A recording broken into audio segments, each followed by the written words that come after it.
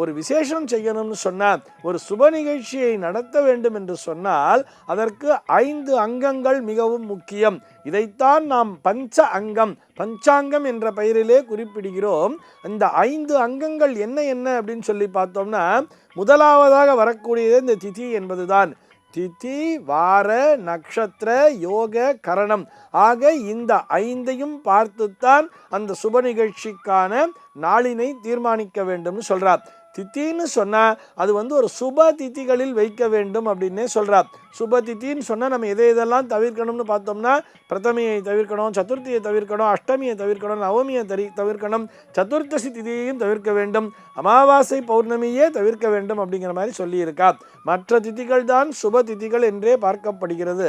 அதே மாதிரி வாரம் என்று வரும் பொழுது செவ்வாய் சனி வேண்டாம்னு சொல்லியிருக்கா இல்லையா?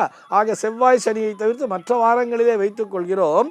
அதே மாதிரிதான் நட்சத்திரம் என்று ஒரு விஷயம் இருக்கிறது. இந்த நட்சத்திரத்துல தான் விசேஷங்களை பண்ணலாம் சொல்லி இருக்கா. தீதிரு நட்சத்திரங்கள்ல பண்ணாதே அப்படிங்கிற மாதிரி சொல்லியிருக்கா. அதுக்கு அடுத்தபடியாக பார்க்கும் பொழுது யோகம் என்கின்ற விஷயமானது இருக்கிறது. யோகம்னு சொன்னா நம்ம அமிர்த யோகம், சித்த யோகம், மரண யோகம் அல்ல, அதை பற்றி குறிப்பிடவில்லை.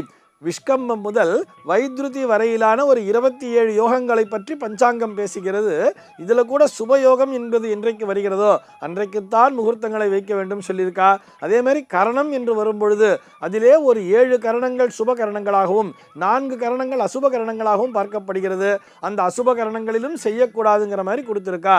ஆக இந்த 5 விஷயங்களுக்கும் மீண்டும் ஒரு முறை நினைவூட்டுகிறேன். திதி, வார, நட்சத்திர, யோக, கரணம் ஆகிய இந்த 5 அங்கங்களுக்கும் மிகவும் முக்கியத்துவம் கொடுத்து அந்தந்த விதிமுறைகளை பொருத்தி அதற்கேற்றாற்போல்தான் சுப நிகழ்ச்சிகளுக்கு நாளை குறிக்க வேண்டும்.